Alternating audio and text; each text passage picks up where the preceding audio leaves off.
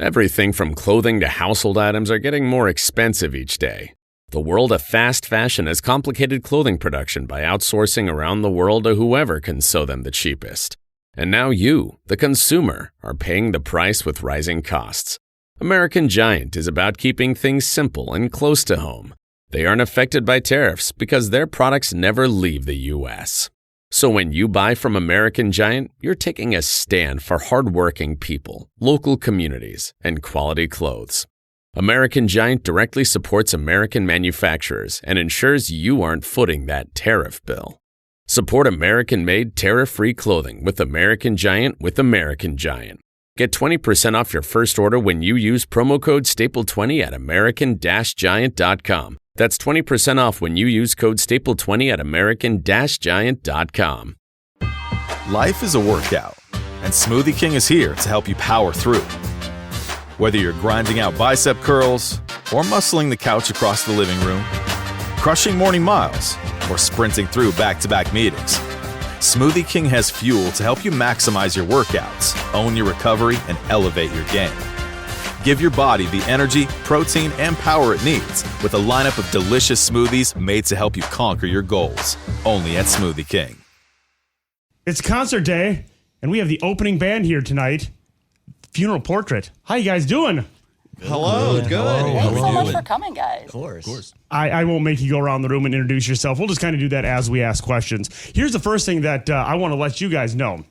Have you ever went and Googled yourself? Yes. Yes. Okay, so if you We're first in a band, time we're narcissists. Good. That's why it's on repeat for me. So if you haven't yet, go to a device that you haven't typed in your name yet. After you type in funeral and P, the first thing that comes up is funeral potatoes. So I actually learned about funeral potatoes before going to do my research on this. I had to go get that recipe first. My mom makes some fire funeral potatoes. I'm not even sounds gonna lie. awesome. No, Yeah. we've gotten that a few times, you know, of like people being like, so the name, like what is it, right? Like funeral party, you know, funeral project. Oh, we that's get the the project big all the one. time, and then the potato one, you know, okay. every once in a Nice. while. The fucking potatoes one time. This is too. That one doesn't work as well on the radio, does it? No. Label's like, no, guys, we got to try something else here. Yeah. That's what we originally wanted. You know, we were like, they were asked, what does TFP stand for? The fucking potatoes. Well, I will say recently have broken out. More people know you now, right? But you've been doing this for over 10 years, and it is now the Funeral Portrait. But before that, it was you were up in the cosmos with things. Yes. So I started a band called Cosmoscope, right? And I'll tell you the full lore. So I started a band called Cosmoscope with a bunch of guys. That was the original lineup of this band, right? We were all based out of Atlanta. We were grinding for many years. Many as in, 3, I think, that lineup. And basically, there was a reverse kick out. All of them left the band at the exact same time, and they started a new band. It only lasted 2 shows. Then they kind of went on and enjoyed their lives, got married, et cetera, et cetera. I was left, and I was like, you know what? I love this band. I love this brand. I love what we've created, these super fans over the past 3 years that we've had. And I met Rob and I met Homer while they played in a band called Vanity Strikes. And their band broke up because their singer, Danny Case, went and joined From Ashes to New. Oh, he's our friend. Yes, exactly. So they were left as well, being like, well, do we find a new singer? I said, no. Come join the Funeral Portrait or the Funeral Potatoes. You almost said it. I did, dude. I was so God. stuck. Say it almost. on stage, I please. probably will now. Now it's going to be in my head. And then we eventually brought in Cody, and he was in a bunch of like local bands from Rochester, New York, that's where Rob is from as well, Rochester, New York. And then eventually in 2019-ish, we brought in Caleb, and he was in a local band called Unimagined, and I was kind of mentoring them, quote, managing, quote. Yeah. Well, you're like 40 years older than me, so I was like, I need someone to look up to show me. Yeah, it's so true. But that was kind of it. Is during that time, we all kind of were helping out his band, and that was kind of those things. We were like, we need a second guitar player, you know, especially for this next record. And we were like, let's bring in Caleb. He can also help with vocals and songwriting and all that kind of stuff. And it was cool. And that's how we got to be this version, but it's kind of crazy because like this is the funeral portrait, you know, like even though we had an EP and a record before this, we never play any of that stuff. Maybe once in a while we'll play a song called Casanova, but like It'll be like the new version. It'll be the new version that we came up with. But also, like, we've all now been in it longer than the original guys were. Yeah. You know what I mean? By a lot. By like a mile, you know? So. So This it's is way more my man. Yes, exactly. Well, that's it too, right? And like, so there'll be some kids every once in a while like, when will you play this song or this song? And I'm like, probably never. You know, like I'd rather play the B-sides off of the deluxe edition than that, you know, because this is what the funeral portrait is, you know, and this is what we like, and this is what, you know, I see kids are actually connecting with. So you kind of started getting everything together around 2019 is what you said, right? Mm-hmm. That was a real good time to really start a band and hit the road and, you know, get out there and meet the people. It was Perfect timing. Yes. Well, I think you're not wrong, right? Because 2019, we did get signed, right? We were, so long story short, we were on tour From Ashes to New. Rob and Homer were technically working for From Ashes to New on that tour. Rob, you were... I was stage managing? stage managing, yeah. On that tour, right? And then Homer was drum teching on that tour. And that's how we got the tour, though. It was part of the deal of being like, you guys can open the tour if you guys help be the crew. And we're like, whatever it takes, you know? And that's how you kind of had to do it. I worked for them for like 2 years prior too. So as like a tour manager and merch guy. Nice, you know, dude. doing that. There you go. For everyone out there who's like, I don't want to be the merch guy, see where it can lead you? Yeah. Merch guys make the most money out of anybody. Be a merch guy, Yes, they please. do. Well, because they make tips. Yeah. You know, a lot of people don't realize that's how they get paid, which is great and bad at the same time, right? Because there's some places that don't tip or some people that don't tip at all, and then they're walking away with $50 for a really hard day's work. Or there's some days that they walk away with $1,000, you know, and which is great. But going back to that, I mean, I think for us, 2019, we got signed. We released our song, Holy Water. Yes. Originally, the OG version in 2019. It started gaining traction. We got signed off of it. Labels like, go into the studio, start writing. We're like, okay, here's January 2020. And then we all know what happened right after that. Sure. And we were basically put on hold for 2 years. And it was weird. It was awkward. We were like, what do we do? And then finally, we finished the record. Label was like, here, just release a song, right? And it was a song called Voodoo Doll, and we just went running with it. We worked extremely hard on the music video, which was like basically self-funded, like literally Caleb and I took a phone call for like 5 hours that one day. We were like, so what are we doing for this video? Well, 'cause it It's was a great video. Thank you. Thank you. Well, for the whole cycle, it was like, okay, we're this new band, basically, right? Because like prior in like 2019, like Holy Water, we had some other songs come out and stuff that were not with the old guys that were with us, but it wasn't there yet. You know what I mean? And then like come 2020, you know, we do this new look that we do now with the suits and stuff and all the, you know, and we're like, what can we do to show people like this is the new thing, you know, what the thing is, you know? We're all a big fan of like cycles, you know what I mean? Like all the bands I grew up loving, you know, My Kim and Avenged Sevenfold and stuff. You know, every record there's a thing, you know, that they're like cultivating. And how do we do that? And I remember taking this super long call where it's like, okay, it's going to be this, we're going to do that, blah, blah, blah, blah. And then we ended up doing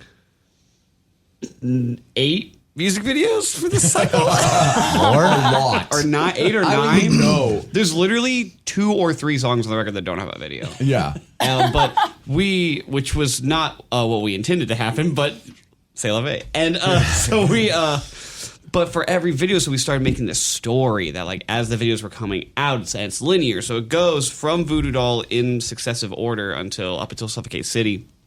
It's like the climax video. Sure. And then, you know, then we started doing like some prequel stuff and whatever. But it was like, okay, the decision to like make these icons. So like every video, if you guys have seen them, they, you know, they have these characters that we follow, and you know, they're all over our merch and our backdrops, and you know, we make little plushies of them. Even and a stuff, graphic novel now. Yeah, graphic novels out. Which that's like the final. That was the final kind of like, okay, record cycle's over, everything's out that's going to be out. Let's put it all together in this, you know, as we refer to as like a lore Bible. You know what I mean? Where we worked with, oh god, what's her name? Moore.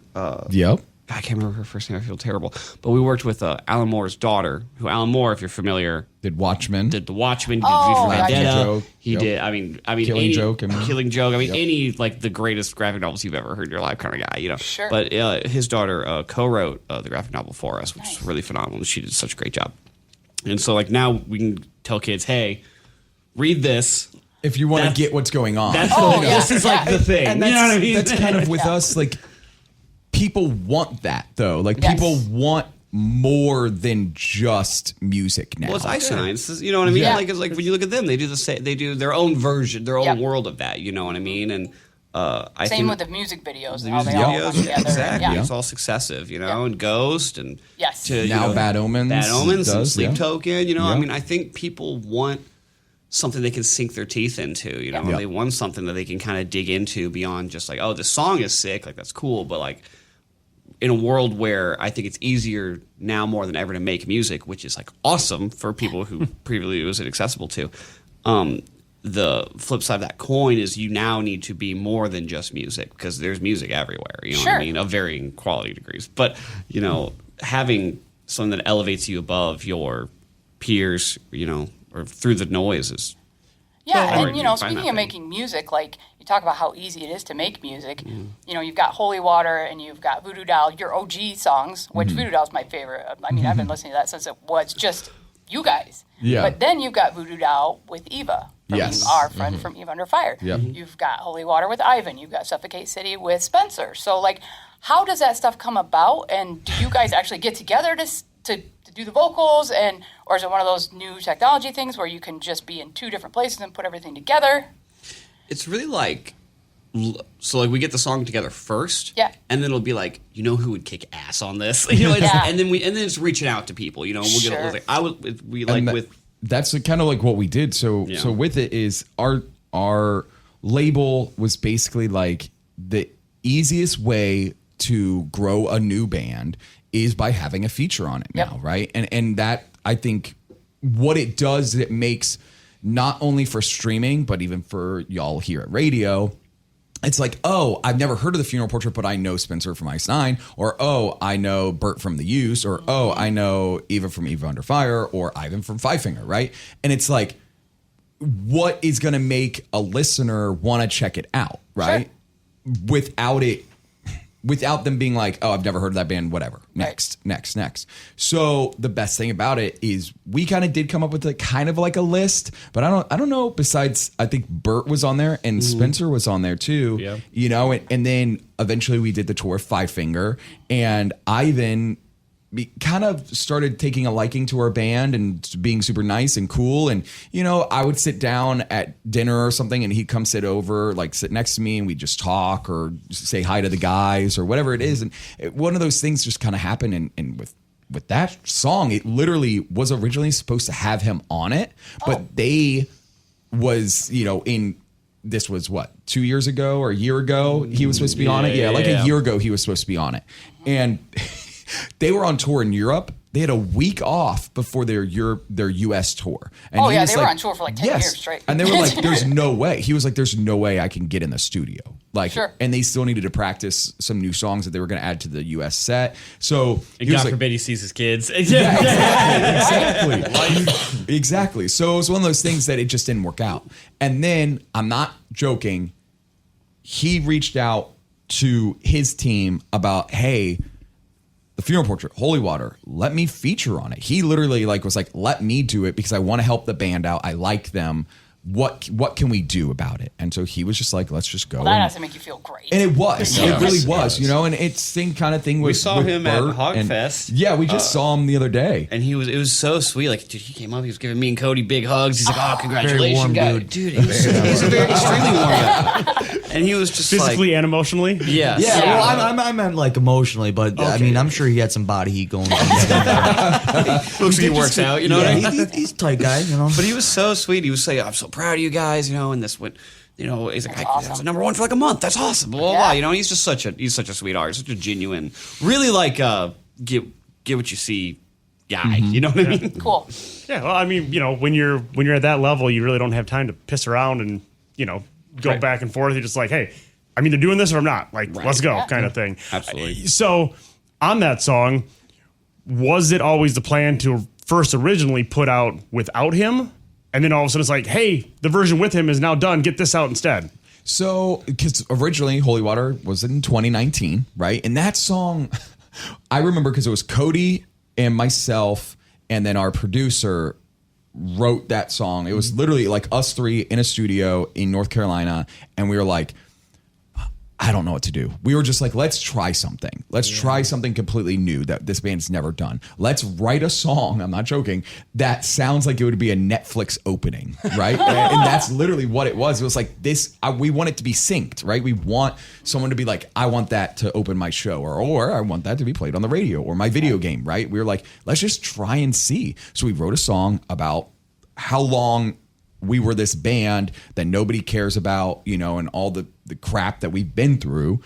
What this is what it is, you know, and all the lies, because we were on an old label that basically said, oh, I'm going to get you this, and this, sign with us. And it's like, well, you come to it and you're like, wait, you didn't do 90% of the stuff that you said. I've never heard that ever before in the history of music. You are the only band to ever get screwed over by a label. I just got you guys. Wow. Exactly. Well, and then That's why it was such a shock. Yeah, exactly. That's why there's a Write a song about it. That's why you got to write a song it's about it. crazy, like I how can't many believe bands it. we talk to that are just like, oh yeah, this one, this. I mean, we know one that just got boned big time. It's unreal that in this is. day and age, it still freaking happens. So I'm glad you guys made it out of that shit. Yes, Continue. well, and I that's mean, the we thing. had to give up 100% of that first EP and the first record that the band previous to us did in order to get off that label. Else they're just going to shelve us. Yeah. Well, and that's, talking about Ivan and Five Finger, the way they just sold all their masters. Like, Yeah. Without you're- them knowing. Yeah. Yeah. Well, and that's why I'll be honest, like when we signed to Better Noise, we would just, it wasn't that we were super desperate, but we kind of were. We were at this point of being like, it's now or never, right? And I think we all thought, okay, 2020, we're going to do this, and this. Because I'm not even joking. I remember there was talks of us going out with Ice Nine Kills in 2020, if you guys remember. Before COVID, Ice Nine was getting ready to go out with Five Finger. They were doing, it was like Five Finger, I Prevail. I don't remember who else. Maybe it was Five Finger, Papa Roach, I Prevail, and Ice Nine was opening. And then after that tour, Ice Nine was going to go do a headliner, and we were going to be the opening band on the mat. And we were like, okay, awesome. Heck yes. And then nothing. Literally nothing, for 2 years, 3 years, basically. Yeah. And it's crazy because now, I'll check my email or I'll get a phone call from our manager and the label's like, okay, another song going to radio. Okay, this is happening. Okay, this tour, this band wants you to come on tour with you. And this. And I'm just like, what? Like, it's just crazy to think of what 5 or 6 years can do. And it's weird to even think that was 5-6 years ago because there's 2 years of that, I was sitting in my basement, like, literally bawling my eyes out almost every day, being like, only if I could get one shot, if we could get just one shot, guys. Right. Like, and that's what we kept pleading and begging for is give us a chance. Because it wasn't just like we couldn't tour, it was also we couldn't put a song out. Yes. So one of the issues we were having was we needed the tour to put something out because you don't have like what's referred to as a conversion point.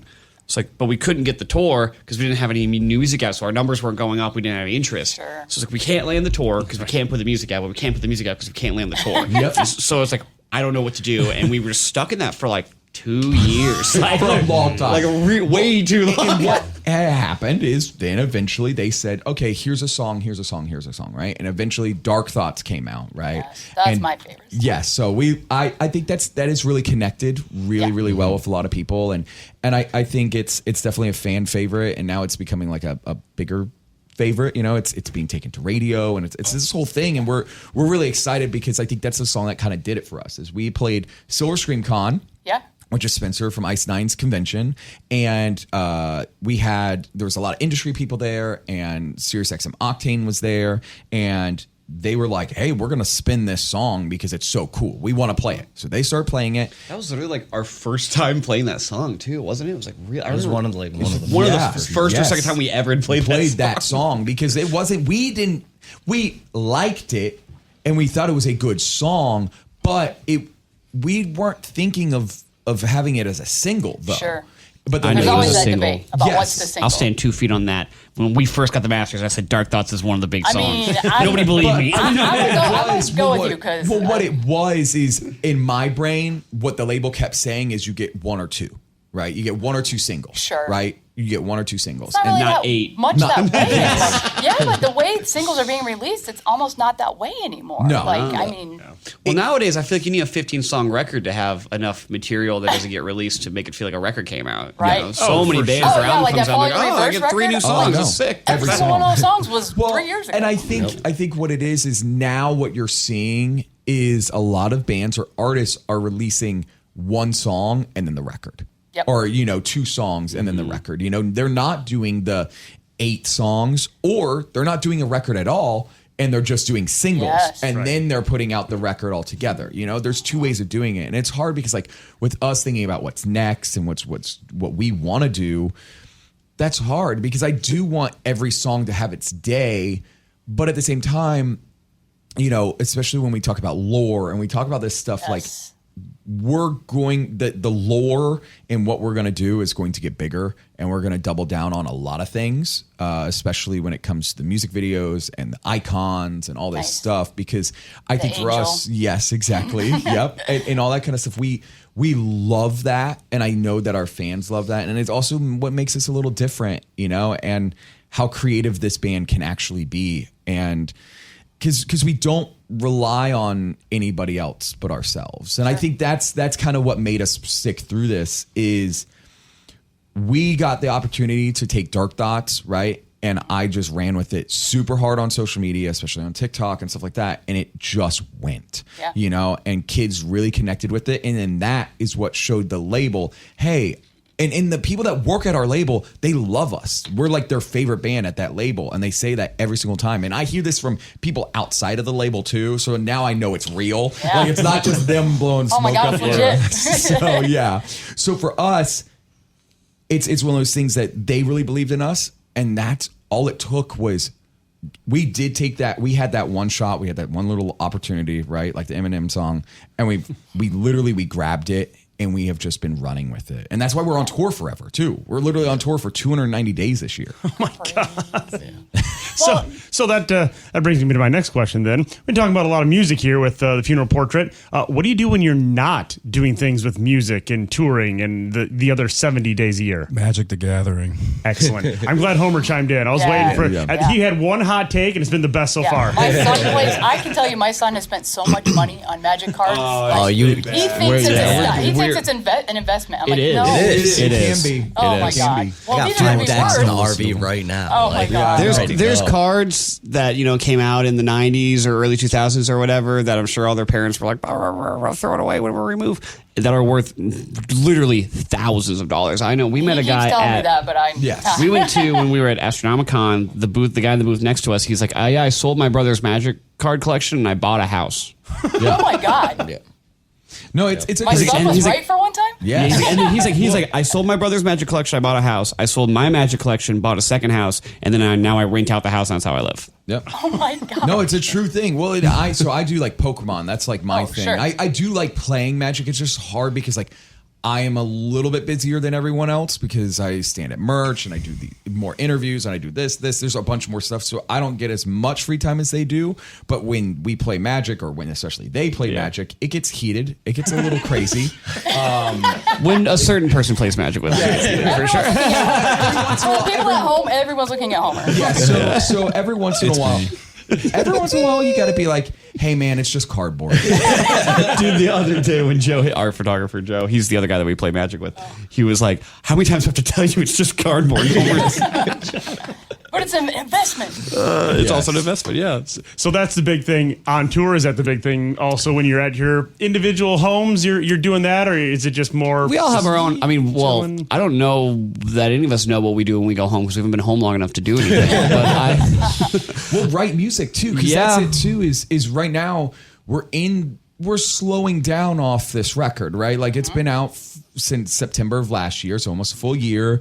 The deluxe came out earlier this year, and it's like it's one of those things that it's like, well, now a deluxe to deluxe, you know, and that's not what we're trying to do. You know, I think what it is it's time to start really writing new music. And I know we have a song or two that we're like, this is what we're chasing, kind of like we've been writing and we've been demoing, and we're like, okay, let's, you know, these 3 or 4 songs that we have, or 5 songs that we have, what are we chasing? What's are the we North looking Star for? that you're Yes. that you're because going after? it is hard, because right now we are on tour forever. Like, I'm not joking. We have this tour right into the In This Moment tour. Then we have 10 days off after In This Moment, and we go to Europe for a month. And then right after that, it's Christmas. And then after that, we're doing our big like Headliner hometown show. Like, we're going to do this like huge, big like hometown show in Atlanta. We did one last year and it sold out like our 700 cap venue. And this time we're trying to do our 1,400, so 1,400 Nice. cap venue. And the thing is in our Coffin Crew Facebook group, every single day someone's like, so when's the Atlanta headliner? When's the Atlanta? And I'm like, just wait, we're working on it. Yeah, Because I promise. I know there's people that are planning on flying out from across, literally not even just the country. Last year we had kids fly out from Germany. I met 2 Well, kids from everybody wants to Germany. see their favorite band in their hometown. Exactly. You know That's the big it. deal. And we go all out for it too. We do. Yes, sure. we bring out the icons on stage. Oh, nice. You know, we did confetti. We Confetti, filmed the DVD that's coming out So I'm later. sure next Like, year's gonna be even bigger and more than that. You know what I mean? Yes. And you know, Yeah. and maybe some surprises. Oh, we're gonna you know? take a trip to Atlanta, I think. Might have to go to Atlanta for that one. No, I'm not joking. Be a Listen, big So- it's worth it. Speaking of songwriting, we talked about Dark Thoughts, and like your lyrics are so deep. Like all the songs, like Alien, Lost Boy, like they're great. And Dark Thoughts is my favorite, especially when you're struggling with anxiety and depression, and like that's such a sort of sad feeling and sad topic. But Dark Thoughts is so, dun, dun, dun, it's so fun, and it actually makes me feel like, all right, well, maybe I can be happy sometimes, Yeah.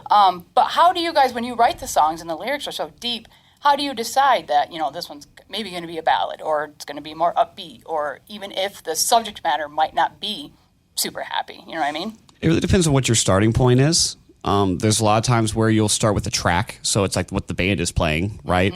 And then if based on the mood of the track, a lot of times what you'll do is we'll sit around and be like, what do we want to talk about, or what's like going in our lives, and then making that work over the mood of the track. And if the track is maybe a little bit more quote like upbeat, there's a cool juxtaposition to talk about something sad over an upbeat track. It's a really popular kind of move, and I think the Dark Thoughts is a great example of that. But other times there's stuff where you start with a top, you start with like a melody and chords and stuff, and then you go, okay, what can we do to build around that? And that's probably more where you're going to get like an Alien Voodoo Doll situation, where that's why those I think came out more somber, because I'm pretty sure you started with the tops on those, Well, and that's kind of thing. Like Dark Thoughts was while we were writing the record is I had just been diagnosed with like OCD, right? And not like the type that's like, oh, you have to be clean all the time or you can't touch gross stuff. It's more of like the repetitive thinking, right? The rumination? And Yes, exactly. that's So with that, I was like, well, I say let's do a song about it.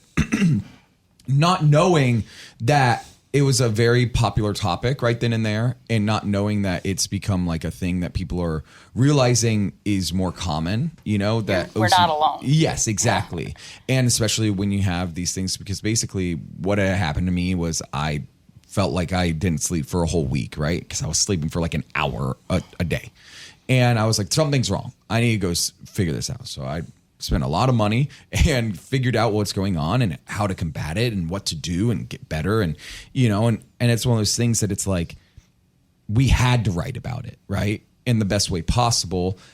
And it was like, well, now that I know what's going on, now I can be happy. You know what I mean? So that's why the track kind of sounds a little happy, but it's not happy, the lyrics, and Right. I think Caleb, especially with some of these songs like Doom and Gloom, right? Like, what you're talking about. Well, I was just say, it was like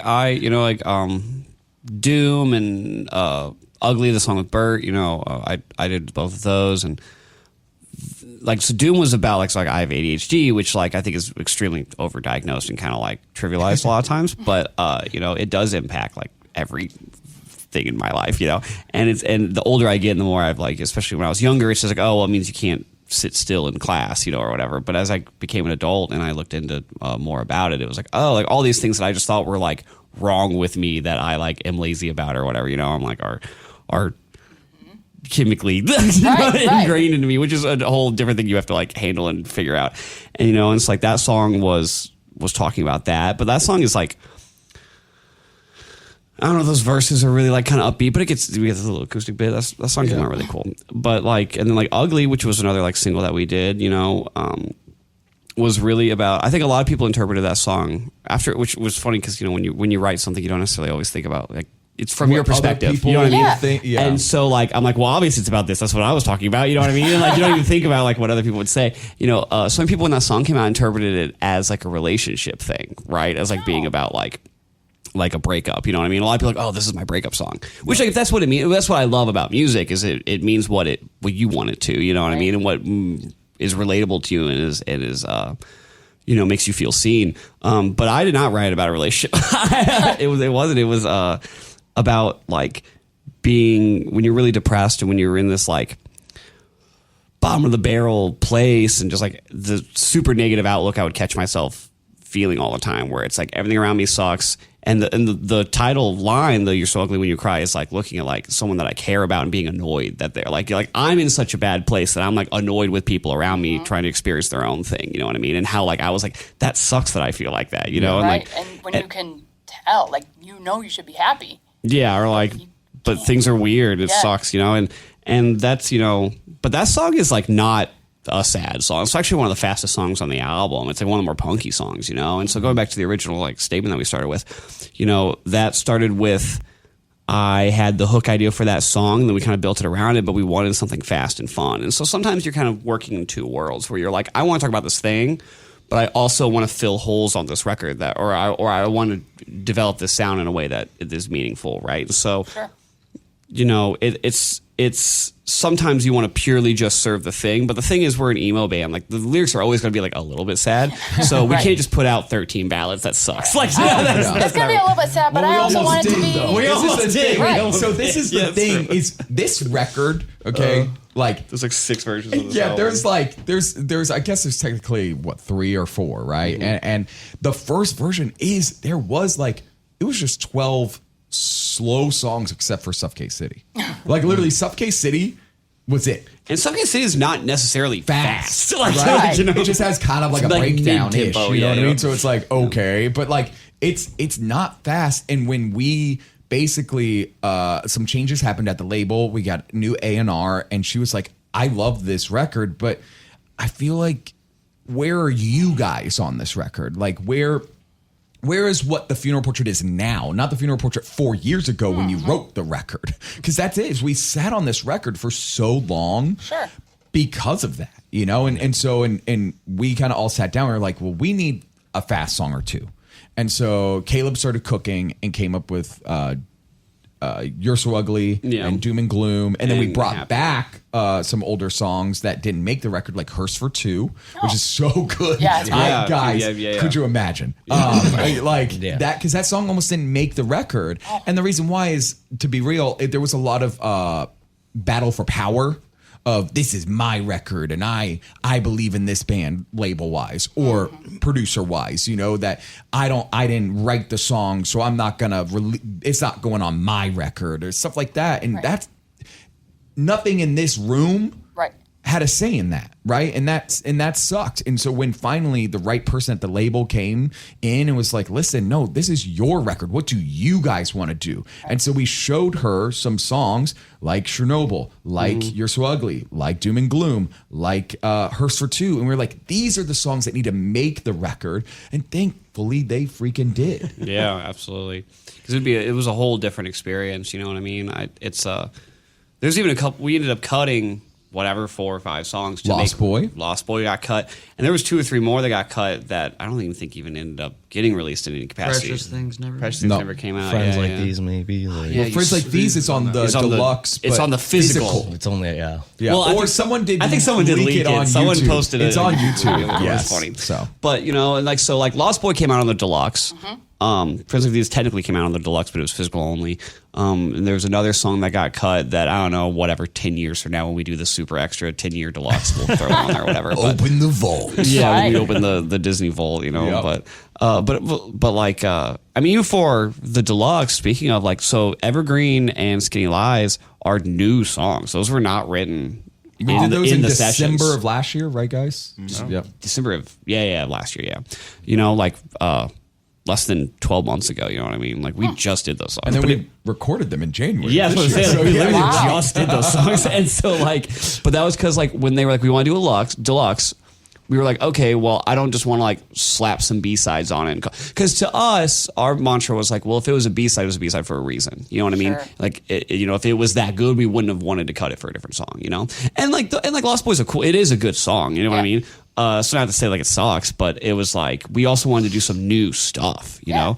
I think that was cool. I don't see a lot of bands doing that where like the deluxe actually is. It's not just extra stuff we had floating around that we slapped on it. It's Some new live material that we tracks or made. something. You know. Yeah, this is real. And no, stuff. and not just those two songs, but the Beyond the Abyss of Stay Weird. We also did that during those same sessions. We did a fresh like. Oh, Stay Weird's new too. No, the Beyond the Abyss, the spooky one on the okay. deluxe edition. on the deluxe edition, because this is the thing, is we started this thing called Beyond the Abyss, which is basically the songs that Alternative versions. So the acoustic version of Voodoo Doll, which is like the more stripped down piano orchestra version, or like that version of Stay Weird, Yeah, or even the redo of Casanova we were talking about. or yeah. even we've got coming out like the Dark Thoughts. We did like a full like synth wave, Gothy synth wave remix of it, which is really cool, you know. But it's like, Yeah, anytime we revisit a track that's already been released, we refer to as the Beyond the Abyss version, Yep. and that's like a lore reference because we have a this television show called Beyond the Abyss that's hosted. It's kind of like Twilight Zone, it's part of the lore. and it's like, you know, this guy who investigates like the cult and stuff, right? Thing he's like obsessed with it, and so that's like a phrasing that we just use Nice. for that kind of stuff. You know what I mean? But it's a fun way instead of just saying like alternative version, which is kind of like. Yeah, Cool. You know, yeah, Yeah. you know, that's what you know. We all So- have individuality complexes, so. Just a reminder that Becky was the one that asked the very depth question of lyrics and where they come from. I asked about funeral potatoes. Yeah. I just want to make sure that after this 40 minutes, everyone remembers where we're at here. But it has been 40 minutes. So, Becky, do you have any other questions before we let them go? No, on? I've done enough. She's I'm, done enough. I'm so Okay. excited to have you. That's all. We appreciate it. Awesome. Yeah. No, you guys been, great here, but I've been loving playing you. Yes. I mean, all the songs have come across great. So keep doing what you guys are doing, and yeah, you'll stay on the road another 290 days. Right. Any final words from you guys? I mean, you kind of plugged everything, but Homer's ready to go play some more Magic, I think. No, not right now. Okay, no, not no, now. no, Too no. early. Too early, yeah. All right. Anything else? Too early to get his butt whooped. Now it might be on. Now it might be on. What? We also don't call it playing Magic. We call it maging. Mage. Those were mage. Or we'll say like our blades thirst. Our blades thirst. It's like, we'll like be in the group chat like anybody's blade thirst. Oh my God. Somebody not in the lore would be like, what the hell is Guys, going but on? I'm not joking. It gets kind of rough. I'm not joking. We keep a scoreboard. We have a God. leaderboard. We track knockouts and we track wins, and at the end of every tour, which we refer to as a season, we talk about the Yeah, fantasy football for nerds. Yes. like if we don't do a 4v4 or like whatever you would call like a pod, a normal 4 pod, we just like a 3-game or a 2-game. Those are like non-league sanctioned exhibition games. And then but the 4 pods are like league sanctioned games where you're in it to win. Those are counted. Yeah. So what that makes it even more like diabolical because it brings out the competitiveness in everybody. And that's why Homer got into it. And that's why Homer got into it. He thought we were all dorks Yes. until we started keeping a scoreboard. He said, "No, He I said, want "No, to I'm win." in. He said, "I want to win." Yeah. Yeah, I want to win. Say And how many win. times have you won? A good amount. That sounds like a perfect ending. There you go. The funeral portrait. Thank you guys for coming in, man. potatoes. Thank you. Thank you.